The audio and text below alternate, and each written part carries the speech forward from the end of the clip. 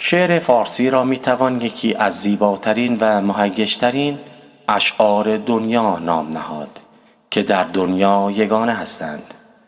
این اشعار بر 6 قله بنا شدند.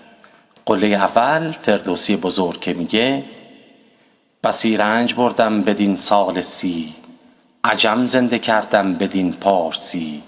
پی افکندم از نظم کاخی بلند، که از باد و باران نیابد گزند. قله دوم رو میتوان به رودکی بزرگ پدر شعر فارسی اشاره کرد که میگه: بوی جوی مولیان آید همی، یاد یار مهربان آید همی.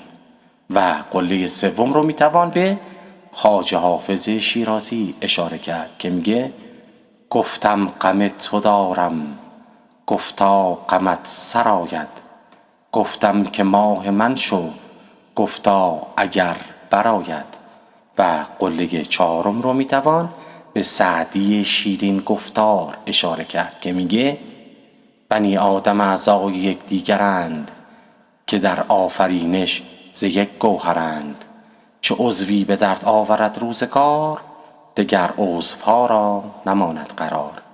و قله پنجم رو میتوان به مولانای عزیز اشاره کرد که میگه: بشنو از نی چون حکایت میکند، وز جدایی ها شکایت میکند. و قله ششم رو میتوان به نظامی گنجوی اشاره کرد که میگه: ای نام تو بهترین سرآغاز، بی نام تو نامه کی کنم باز.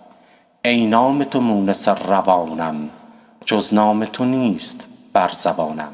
بله، دیگر شاعران مانند خاقانی، بابا طاهر عریان، ناصر خسرو و شیخ بهایی و دیگران را میتوان بزرگان شعر فارسی نام نهاد.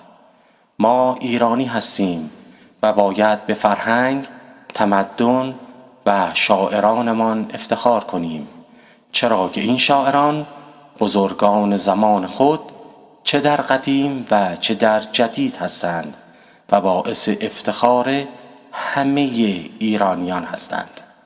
مواظب خودتون باشید. بدرود.